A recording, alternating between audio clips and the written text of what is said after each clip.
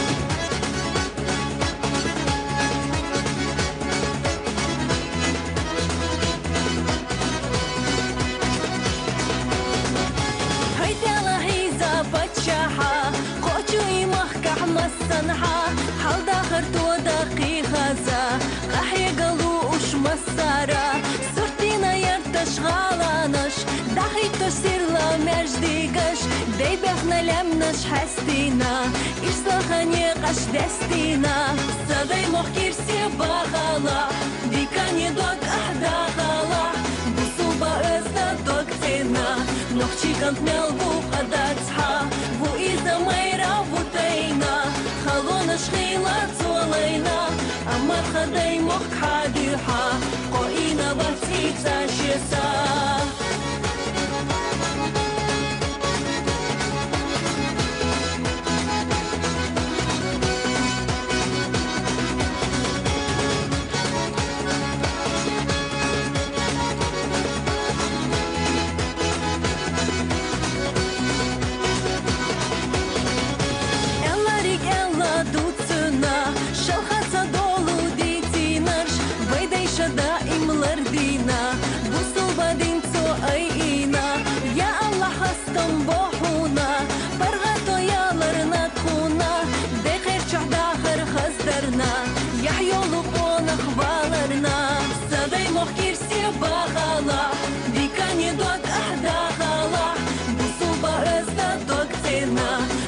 Kant mel bu qadatha, bu iza mayra bu tayna, khalona shkhila tsolayna, amma khaday mokh hadiha, qoina batitsa shisa.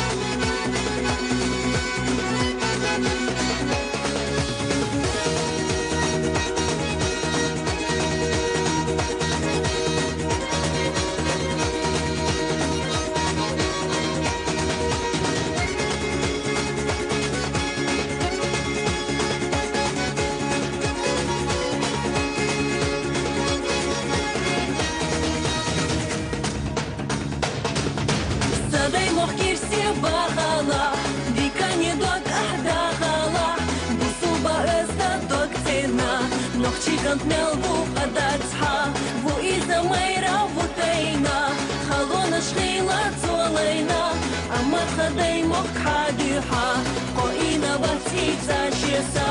Saday mokh kirsi baghala, dikani dog ahda ghala, bu suba özda dog tina, nohchi kant mel bu qadatha, bu iza mayra bu tayna, khalona shkhila tsolayna, amma khaday mokh hadiha, qoina batitsa shisa.